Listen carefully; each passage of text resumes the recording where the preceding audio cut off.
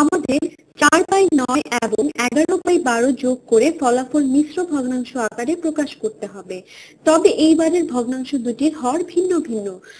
যোগ করার ক্ষেত্রে প্রথমেই যে বিষয়টা খেয়াল রাখতে হয় তা হলো তাদের হর সমান না আলাদা। যদি সমান হয় তাহলে কি করতে হবে তা তো আমরা শিখেছি। যদি আলাদা হয় তাহলে হর দুটোকে সমান করে নিতে হবে।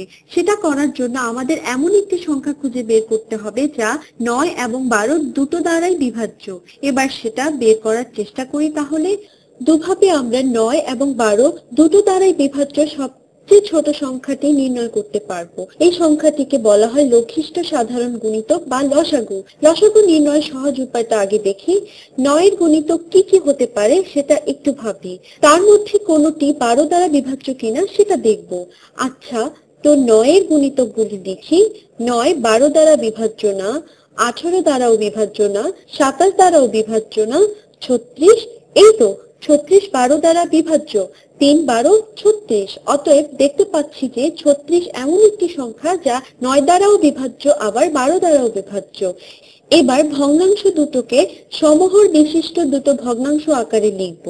4/9 কে কিছু একটা 36 লিখবো আর 11/12 কেও কিছু একটা 36 আকারে লিখব।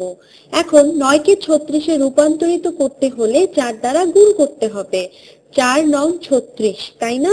আমরা জানি কোনো ভগ্নাংশের হরকে একটা সংখ্যা দ্বারা গুণ করার পরও এর মান অপরিবর্তিত রাখতে হলে তার লবকেও সেই সংখ্যা দ্বারাই গুণ করতে হয়। তাহলে 4 কেও 4 দ্বারা গুণ করে পাই 16। অতএব 4/9 এবং 16/36 সমান।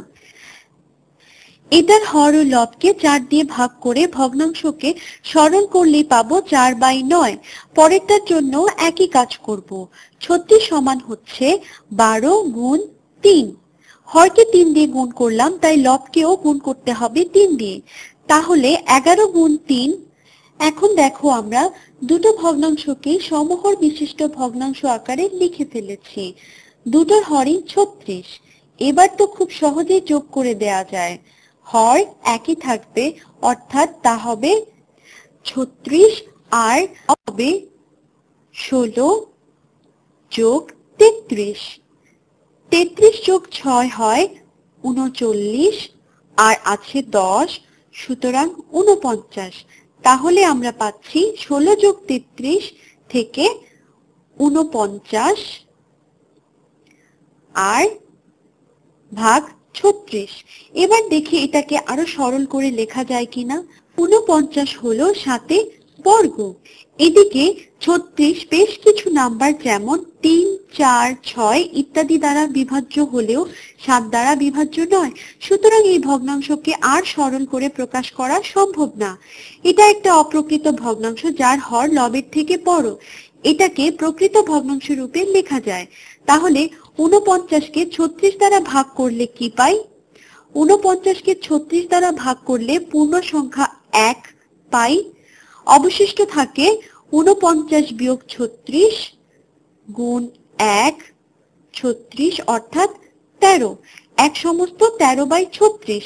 এটাকে পড়বো 1 সমস্ত 36 এর 13। এটা লিখে করলে ভুল করার সম্ভাবনা কম। 36 দিয়ে 49 কে ভাগ, 36 গুণ 1 36 বিয়োগ করি 9 বিয়োগ 6 3, 4 বিয়োগ 3 1, তাহলে 13 49 দ্বারা বিভাজ্য নয়, অতএব অবশিষ্ট 13। সুতরাং উত্তর হলো 1 সমস্ত 36 এর 13।